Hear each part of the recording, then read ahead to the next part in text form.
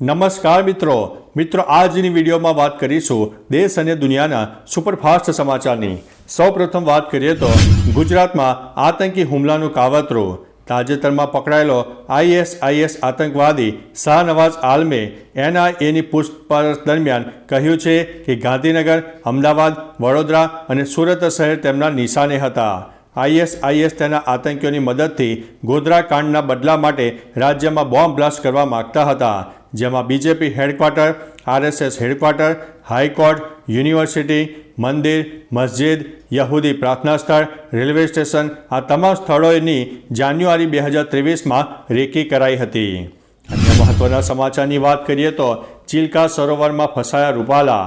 કેન્દ્રીય મંત્રી પુરુષોત્તમ રૂપાલા રવિવારે સાંજે 2 કલાક સુધી ઓડિશાના ચિલ્કા સરોવરમાં ફસાયા હતા। એક અધિકારીના જણાવ્યા અનુસાર એવું માનવામાં આવતું હતું કે માછીમારોએ માછલી પકડવા માટે નાખેલી જાળના કારણે બોટ ફસાઈ ગઈ હતી, પરંતુ બાદમાં કેન્દ્રીય મંત્રીએ સ્પષ્ટતા કરી હતી કે તેમની બોટ રસ્તો ભટકી ગઈ હતી।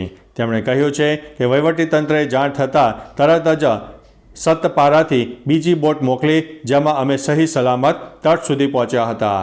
અન્ય મહત્વના સમાચારની વાત કરીએ તો અમદાવાદ એરપોર્ટ ઓથોરિટીએ યાત્રીઓ માટે જારી કરી છે એડવાઇઝરી।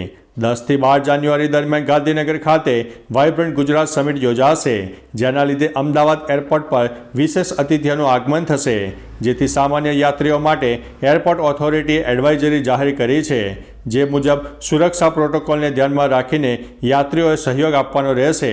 એટલે કે 9 થી 12 જાન્યુઆરી દરમિયાન જે યાત્રી પ્રવાસ કરી રહ્યા છે તેમણે નિશ્ચિત સમય કરતાં વહેલા એરપોર્ટ પહોંચવું પડશે। તો ચાલો મિત્રો, ફરીથી દેશ અને દુનિયાના સુપરફાસ્ટ સમાચાર લઈને મળતા રહીશો। ત્યાં સુધી અમને રજા આપશો। નમસ્તે।